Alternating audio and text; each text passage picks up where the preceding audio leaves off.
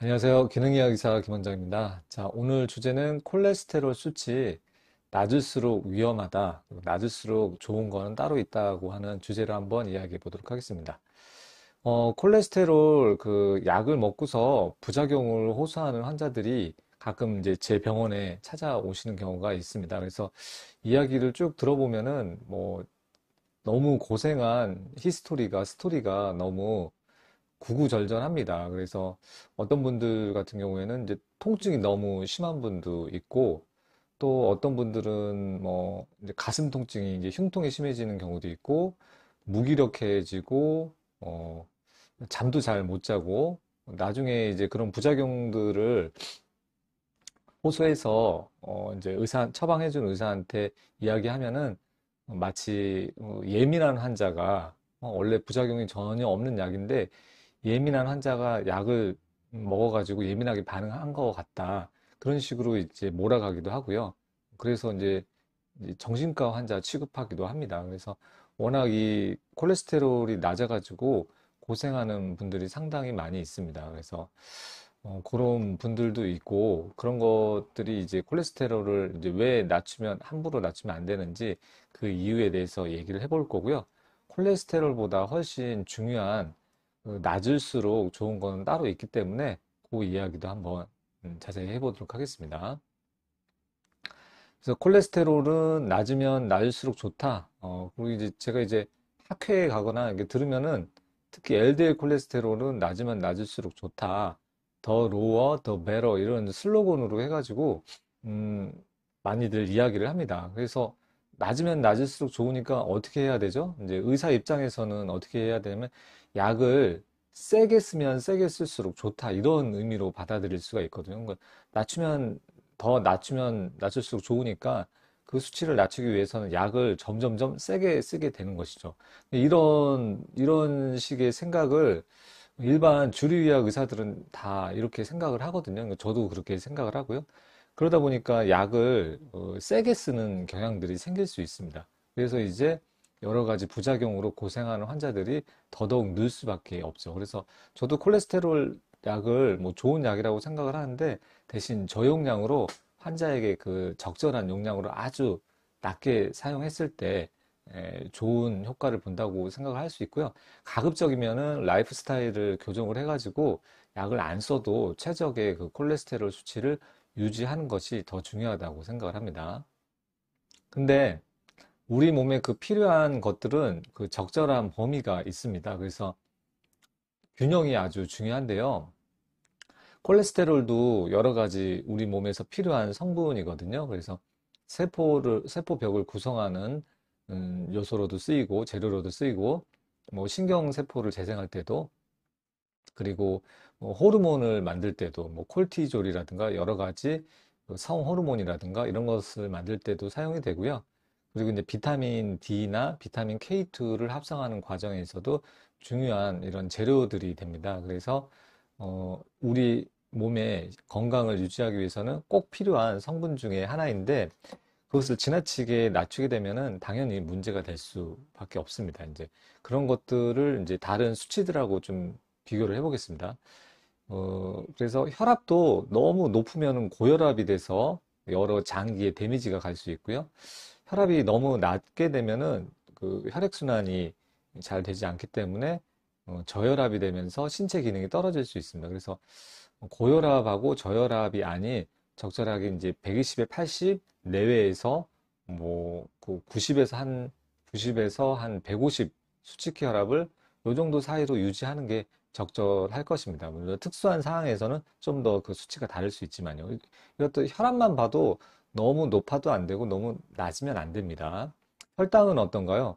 혈당은 한 70에서 140 사이가 적절합니다. 그래서 70 이하로 너무 낮게 되면은 저혈당 쇼크로 와가지고 사망할 위험이 생기고요. 혈당이 이제 200 이상으로 너무 높게 되면은 혈관에 데미지가 가서 동맥경화가 악화될 수 있겠죠. 그래서 혈당도 마찬가지로 너무 높아도 안 되고 너무 낮아도 안 되는 것이죠. 체온은 어떤가요? 체온은 한 36도에서 37.5도로 이 정도 유지가 되어야지 우리 그 생명을 유지하는데 최적의 온도가 되는 것이죠. 그래서 너무 낮아도 안 되고 너무 높아도 안 되는 것이죠. 호흡수도 1분에 한 12회에서 한 20회 정도로 보통 한 15회 내외 정도로 이렇게 나오는 것이 좋고요. 너무 호흡이 느리면은 산소가 제대로 공급이 안 될 것이고요. 너무 호흡이 빠르게 과호흡을 하게 되면은 이산화탄소가 너무 떨어져서 과호흡 증후군이 생기죠. 그러면서 이제 온몸이 그 저리는 듯한 마비된 듯한 그런 증상들이 생길 수 있죠. 그래서 호흡수도 딱 적절하게 건강을 유지하기 위한 적절한 호흡수를 유지할 필요가 있습니다. 그리고 혈액의 산도도 이제 pH 7.35에서 7.45 정도로 유지를 해야지 이 산도가 지나치게 산성이 되거나 알칼리성이 되면은 생명 유지에 어려울 수 있습니다. 호모시스테인이라고 해서 혈관 독성 아미노산이라고 하잖아요. 그래서 그 혈관에 염증을 일으킬 수 있는 물질이긴 하지만 여러 가지 그 메틸레이션 사이클을 돌리기 위해서는 너무 혈관 독성 아미노산이라고 해서 낮아도 안 되고 너무 높아도 안 됩니다. 그래서 적절하게 한 7에서 10 정도를 최적의 수치로 보고요. 한 7에서 한 15 사이 정도, 10 내외 정도로 유지하는 것이 적절합니다. 비타민 D도 뭐 좋은 거라고 해서 너무 많으면은 이제 비타민 D 독성이 생길 수 있잖아요. 그래서 30에서 100 사이 정도로 유지하는 게 좋다고 이렇게 되어 있죠. 그리고 이제 요산 통풍 수치도 뭐 여자하고 남자하고 이렇게 다릅니다. 그래서 통풍도 너무 높아도 안 좋고 너무 낮아도 안 좋습니다. 그래서 적절하게 통풍 요산 수치도 유지를 해야 되고요. 칼슘 수치 같은 경우도 칼슘도 너무 저칼슘 혈증이 되거나 너무 고칼슘 혈증이 되면은 심장 박동에도 이상을 줄 수 있는 것이죠. 그리고 나트륨도 한 136에서 145 사이 정도로 유지하는 게 좋고요. 나트륨 소금기가 너무 적어도 어지러움증이 생기고 여러 가지 이제 불편한 증세가 생길 수 있습니다. 그래서 백혈구 같은 경우도 한 4,000개에서 10,000개 정도로 유지를 하고요. 보통은 6,000개를 잘 안 넘어가더라고요. 그래서 4,000에서 6,000 정도로 수치로 유지를 하는 것이 좋고 혈소판도 너무 높으면은 안 되죠. 그래서 13만에서 한 40만 정도로 이렇게 되어 있습니다. 그래서 대부분의 우리 몸에 필요한 성분들은 낮으면 낮을수록 좋은 게 아니고요. 높으면 높을수록 좋은 게 아닙니다. 그래서 그 어떤 정규 분포가 있으면 그 적절하게 레퍼런스 레인지 참고 수치가 있고 그 참고 수치보다 더 좋은 그 레퍼런스 옵티멀 레인지라고 해서 최적 수치가 있습니다. 그래서 이런 중간에 최적 수치를 잘 유지하는 것이 중요한데요. 그래서 이제 근데 이제 콜레스테롤은 낮으면 낮을수록 좋다. 이게 이제 와닿지 않는 거죠. 이제 콜레스테롤도 우리 몸에 적절하게 있어야 되는 필요한 성분인데 낮으면 낮을수록 좋다고 얘기하는 거는 넌센스일 수밖에 없습니다. 앞에 여러 가지 그런 성분들, 수치들을 봤을 때 콜레스테롤도 너무 낮으면 안 되겠구나 하는 아주 상식적인 생각을 할 수 있습니다. 그래서 이제 콜레스테롤이 낮으면 생기는 부작용들이 있을 수 있습니다. 그래서 이 닥터 에릭 버그라고 하는 그 외국인 유튜버가 있는데요. 한 6년 전쯤에 올린 영상들이 있더라고요. 그래서 거기에서 내용을 좀 참고를 했고요.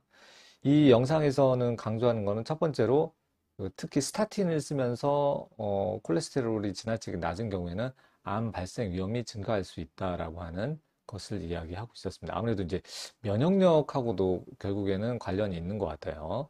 그래서 콜레스테롤이 너무 떨어지면은 면역력이 떨어지면서 암 발병 위험이 증가하지 않을까 이렇게 생각을 할 수 있고요. 두 번째는 이제 빈혈이 생길 수 있습니다. 그래서 적혈구의 수명이 줄어든다고 하거든요. 콜레스테롤이 너무 떨어지면은 그 적혈구 세포벽을 구성하는 그 콜레스테롤에 그 문제가 있어서 수명이 줄어들면서 이제 빈혈 위험도 생긴다. 이렇게 나와 있고요. 그리고 이제 뇌졸중 위험, 특히 이제 보통 뇌졸중에는 혈관이 막히는 뇌경색하고 혈관이 터지는 뇌출혈이 있는데 주로 그 뇌출혈이 증가하는 위험이 있습니다. 그래서 혈관벽을 손상을 제거하고 재생을 하기 위해서는 그 혈관 세포에 충분한 재생이 되기 위해서는 적절한 콜레스테롤 공급이 필요한데 이 콜레스테롤 공급이 제대로 안 되면서 혈관벽이 약해지면서 뇌출혈 위험이 증가할 수 있다라는 거. 넌센스죠. 그래서 우리가 혈관을 건강하게 하려고 어, 콜레스테롤을 낮추지만 너무 낮춘 경우에는 오히려 혈관이 터지는 위험이 생길 수 있다는 것입니다. 그리고 이제 부신 기능이라고 해서 부신이라고 해서 이제 콩팥이 있잖아요. 이렇게 콩팥에서 소변을 만드는데 이 콩팥 위에 이렇게 작은 이렇게 부신이라고 하는 내분비 기관이 있는데 여기서 다양한 그 부신 호르몬을 만드는데요. 그 부신 기능이 떨어질 수 있습니다. 그래서 이제 콜티졸이 부족하게 되고 그러면서 사람이 무기력해지고 만성 피로 증세도 생기고 몸이 좀 붓기도 하고 그리고 혈압이나 이런 것들이 잘 조절이 안 될 수 있습니다. 그래서 부신 기능이 떨어질 수 있는 그런 부작용이 생길 수 있습니다. 그리고 이제 면역력이 전체적으로 떨어질 수 있습니다. 그래서 면역력이 이제 떨어지면서 이제 이게 이제 부신 호르몬하고도 관련이 있거든요. 그래서 우리가 면역이 너무 떨어진 경우에는 어떤 외부 바이러스나 세균이 들어오면은 콜티졸이라고 하는 부신 스트레스 호르몬이 상당히 많이 소모가 되는데 이거 자체가 이제 그런 면역 반응을 조절하는 콜티졸이 충분히 있어야 되는데 이 콜티졸이 지나치게 떨어지다 보니 합성이 제대로 안 되니까 세균이 들어오거나 바이러스가 들어오거나 다른 만성 염증 이런 것들이 문제가 되고 우리가 감기나 이런 것들이 걸렸을 때 폐혈증이라고 해서 혈액에 세균이나 바이러스가 돌아다니면서 여러 장기에 손상을 주면서 이제 생명을 위협하는 폐혈증 위험도 증가할 수 있습니다. 이게 바로 면역력하고 관련이 있다고 할 수 있겠습니다. 그리고 모든 위험 요인의 그 사망 위험이 증가할 수 있습니다. 그래서 콜레스테롤이 지나치게 낮은 경우에는 사망 위험이 올라갈 수 있다고 되어 있고요. 그리고 이제 만성 간 질환, 간 쪽에도 안 좋은 영향을 줄 수 있다고 되어 있습니다. 그리고 우울증 같은 것들이 생길 수 있다고 되어 있습니다. 특히 부신 스트레스 호르몬이 떨어지면서 우울감을 상당히 호소할 수 있습니다. 실제로 저희 병원에 오는 환자 중에서도 스타틴 계통의 약을 먹고 사람이 너무 무기력해지고 우울증이 생기고 경우에 따라서는 이제 공황장애, 불안장애까지 생기는 그런 환자들이 있었습니다.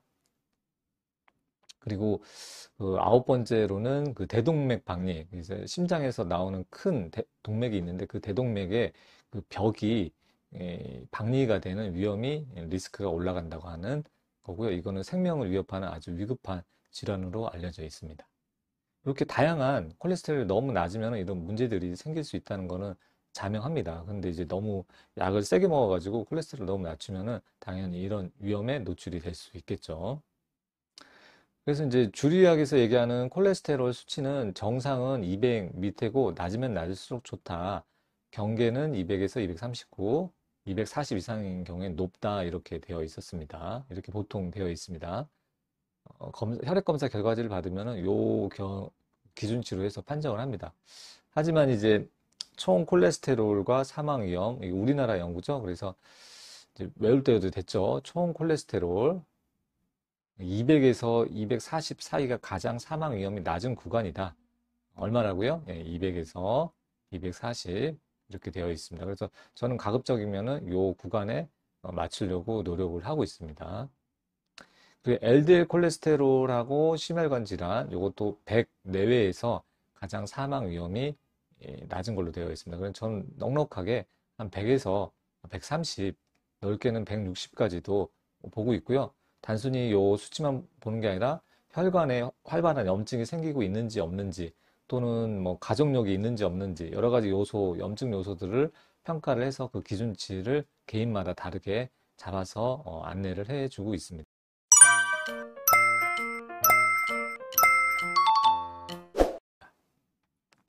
그래서 콜레스테롤은 낮으면 낮을수록 좋은 게 아니라 적절하게 유지하는 것이 좋습니다. 그래서 낮으면 낮을수록 좋은 거는 별로 없어요. 그러니까 적절하게 유지하는 게 좋은데 그래도 낮으면 낮을수록 좋은 게 기능의학에서 어, 있는 게 있습니다.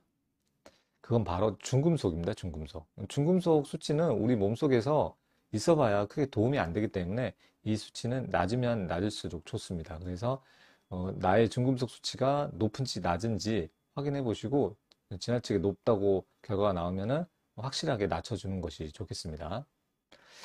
이 중금속 같은 경우에는 대부분 그 발암 물질이고요. 암을 유발할 수 있고 혈관 독성이 있고 신경 독성이 있습니다. 그래서 혈관, 동맥경화를 일으킬 수 있는 그런 물질들이 다양하게 있고요. 신경독성, 특히 이제 치매를 유발할 수 있는 신경독성이 있기 때문에 요런 것들은 낮으면 낮을수록 좋습니다. 그래서 이런 중금속이 특히 활성산소를 유발을 하면서 혈관 독성을 나타내기도 합니다. 대표적인 중금속이 수은, 납, 카드뮴, 비소, 알루미늄 등등이 있습니다. 그래서 이렇게 중금속 얘기를 하면은 중금속 그거 특별한 일부 사람들만 뭐 일하면서 작업하면서 노출되는 거 아니냐, 나랑 상관없는 것 같은데 해가지고 별로 신경을 안 쓰는 경우가 많아요. 그런데 실제로 뭐 검사를 해보거나 해보면은 생각보다 일반인들에게도 노출이 되는 경우가 상당히 많습니다. 어, 저희 환자분 케이스들인데요. 그 참치를 자주 먹는 50대 환자분이 있었는데 이분 같은 경우에도 이제 수은하고 납이 지나치게 높은 케이스였습니다. 그래서 참치만 자주 먹어도 이렇게 수은하고 납에 지나치게 많이 노출될 수 있습니다. 그리고 우리가 치과 보철 치료를 하잖아요.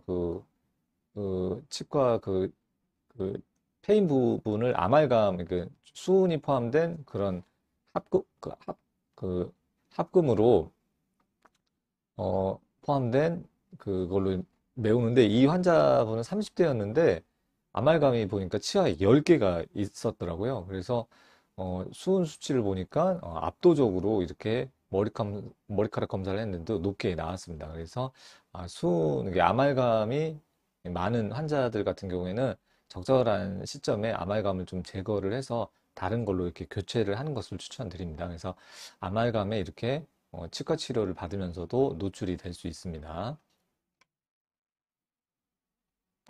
그리고 이제 겨울에 이제 곱창 김이라고 해서 이렇게 맛있는 김을 많이 먹은 40대 여자 환자분도 이런 뭐 안티몬, 그 수은하고 카드뮴, 납, 알루미늄 같은 특히 수은이 엄청나게 많았죠. 이런 게 검사를 통해서 확인이 됐습니다. 그래서 김을 지나치게 많이 먹는 경우에도 이렇게 중금속에 노출이 돼서 몸에 쌓일 수 있습니다. 그리고 뭐 50대 여자 환자분인데 환으로 된 한약 같은 거를 뭐 복용을 했다고 하더라고요.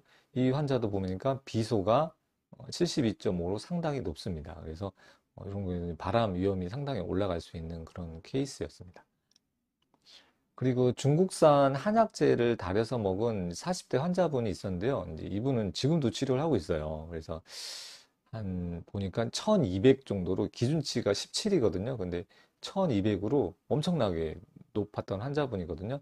지금은 한 2, 300 정도로 떨어진 그런 상태인데 아직도 높습니다. 예. 그래서 여전히 이제 계속 치료를 하고 있는데 증상은 많이 좋아졌습니다.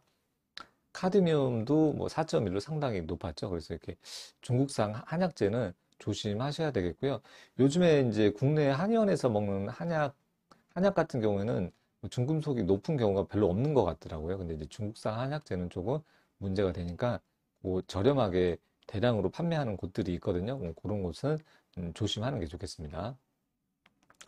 그리고 이제 그 단백질 섭취를 위해서 그 육고기 대신 수산물을 주로 섭취하는 그 60대 여성 환자분이었거든요.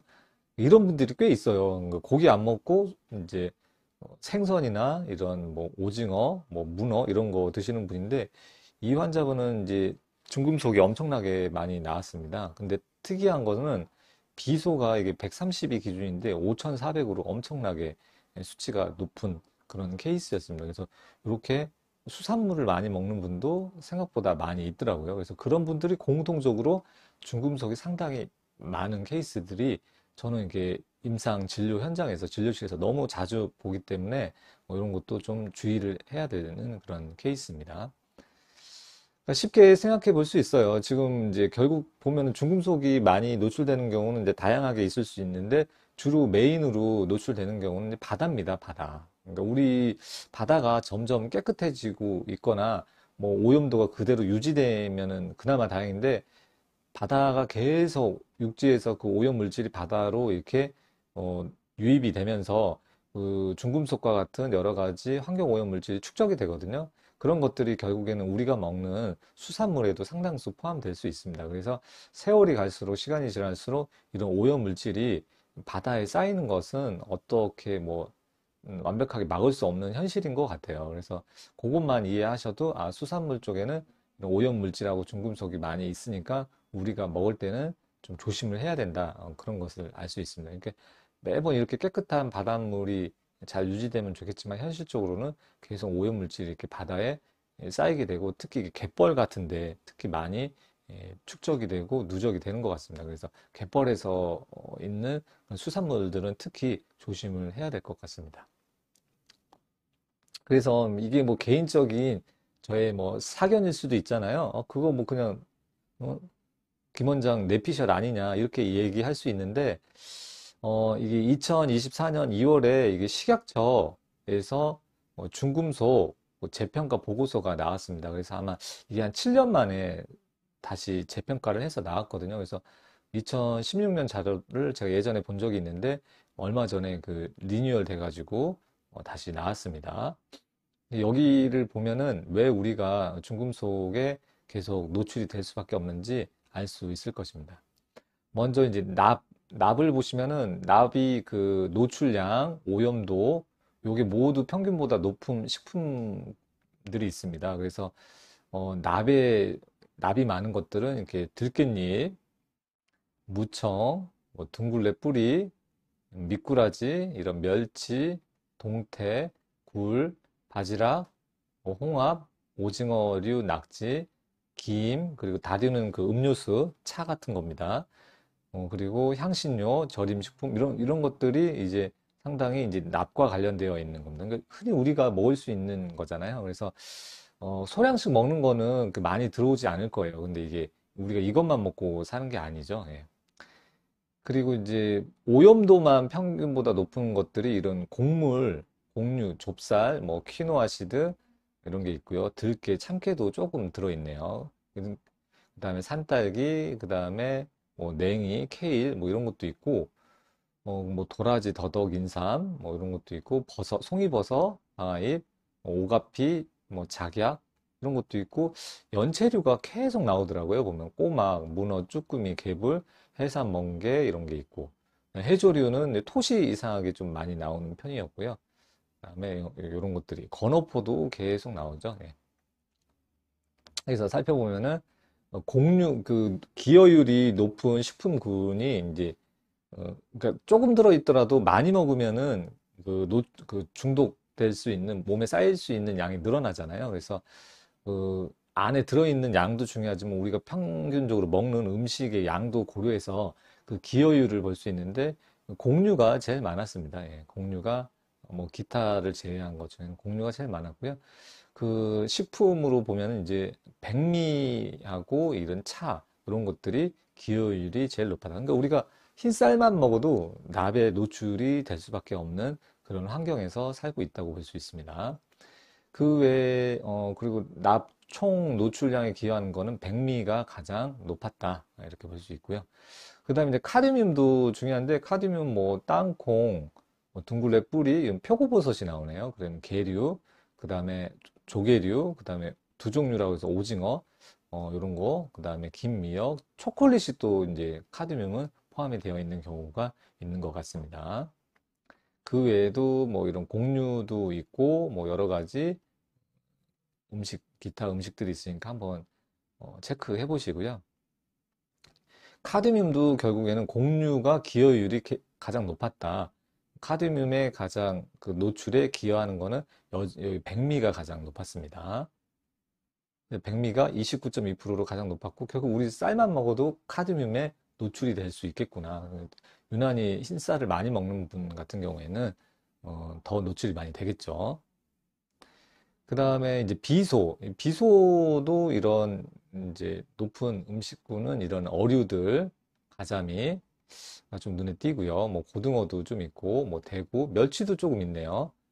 그 다음에 뭐 조기 이런 것도 있고, 볼락, 그 다음에 게, 새우, 그 다음에 그 조개류, 그 다음에 유난히 높은 거는 보면은 문어가 엄청 높았습니다. 그래서 그 앞에 그 비소가 5천 이상 나왔던 분도 문어를 엄청나게 자주 먹었던 그런 케이스였습니다.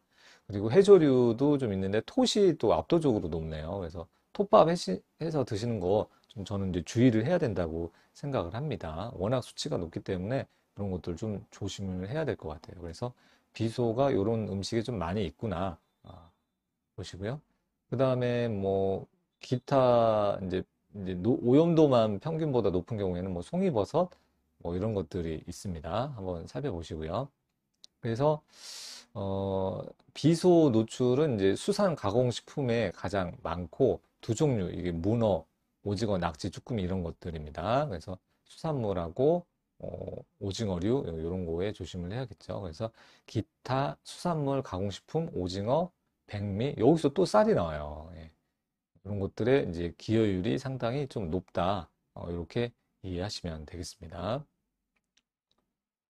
그다음에 이제 수은도 살펴보면은 수은도 상당히 자주 나오는 중금속들이거든요. 이런 장어, 그다음에 일반 어류, 뭐 그다음에 다량어, 뭐 참치류, 그다음에 게류, 건포류 이런 게 있고 그 외에 무슨 송이버섯 뭐 이런 것들도 좀 있네요. 그래서 이런 것들이 많이 포함되어 있는 음식이다. 그래서 먹지 말라는 얘기는 아니고요. 좀 적게 어, 가끔씩 먹자 이렇게 말할 수 있을 것 같아요. 여기서 수은 같은 경우에는 이제 다량어, 참치 쪽이 좀 기여율이 높은 것 같다. 이렇게 되어 있고요. 그래서 참치가 19.56%로 많은데 의외로 이제 돼지고기도 8.39%고요. 여기서 또 백미가 또 나옵니다. 그래서 아니 쌀만 먹어도 들어오는 중금속이 너무 많아요. 앞에서 뭐 수은도 있고 비소도 있고 납도 있고 카드뮴도 있어요. 그래서 이게 나중에는 쌀을 어떻게 해야 될지 이거 수입해서 먹어야 될지 잘 모르겠습니다. 예. 수입까지 해야 되는 상황이 생길 수도 있을 것 같아요. 그래서 이제 저도 이제 중금속 검사를 주기적으로 합니다. 한 6개월에 한 번 정도 하거든요. 그래서 어느 날 제가 그 초밥을 많이 먹은 기간이 있었어요. 그때 보니까 그 뭐 광어 초밥이나 이런 여러 가지 초밥을 많이 먹었는데 좀 찜찜하더라고요. 애들이 좋아해가지고 사주느라고 저도 덩달아 같이 먹었는데 가가지고 이제 열심히 먹었더니 수은이 아니나 다를까 이렇게 올라가 있더라고요. 수은이 왕창 올라가 있더라고요. 그래서 킬레이션 항산화 치료를 해가지고 수은을 뺐습니다. 그래서 4.8이었는데 2.3으로 이렇게 휙 줄어들었죠. 그래서 먹는 양도 좀 줄이고 주기적으로 이제 킬레이션 항산화 치료를 요때는 좀 열심히 했던 것 같아요. 뭐 최소 2주에 한 번, 일주일에 한 번씩 해가지고 요거 빼기 위해서 열심히 치료를 했더니 잘 빠졌습니다.